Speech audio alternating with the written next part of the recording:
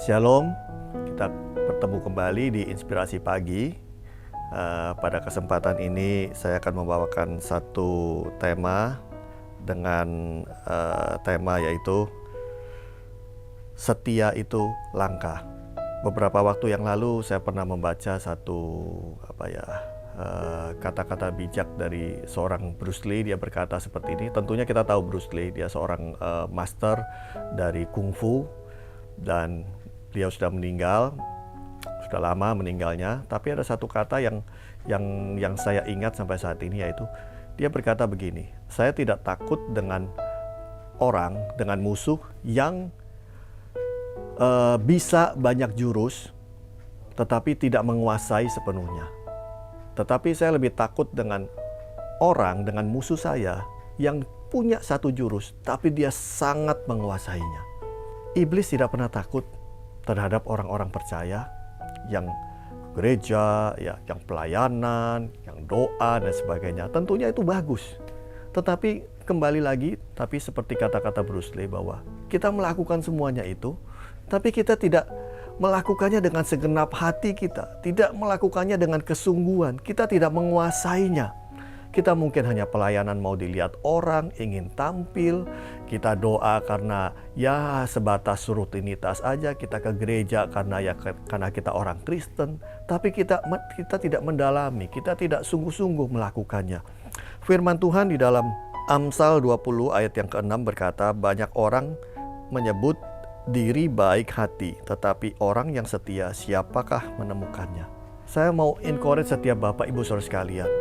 Seperti Bruce Lee berkata, cukup satu jurus tapi kita menguasainya dengan begitu sempurna. Dan jurus itu adalah jurus setia.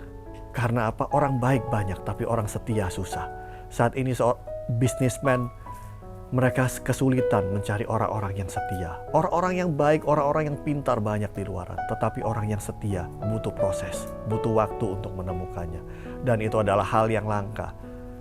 Hari ini Tuhan Yesus di dalam satu kesempatan dia berkata tentang perumpamaan talenta. Dia berkata di dalam Matius 25 ayat 21, maka kata tuannya itu kepadanya, baik sekali perbuatanmu itu, hai hambaku yang baik dan setia.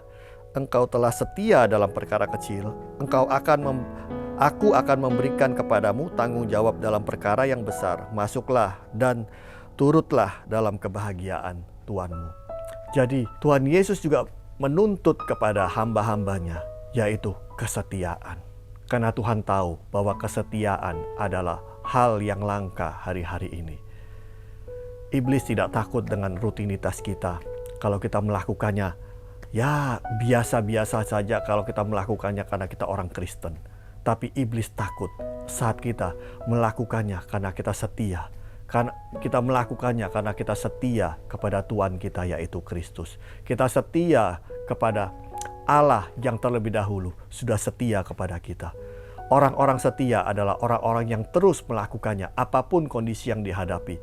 Tetapi orang-orang yang melakukan karena rutinitas suatu saat akan berhenti karena ada masalah, karena ada halangan dalam kehidupannya. Tapi orang yang setia adalah orang-orang yang sungguh-sungguh melakukannya karena mereka adalah orang-orang yang tahu bahwa mereka melakukannya untuk menyenangkan hati Tuannya. Saat ini, satu jurus yang kita praktekkan dan kita lakukan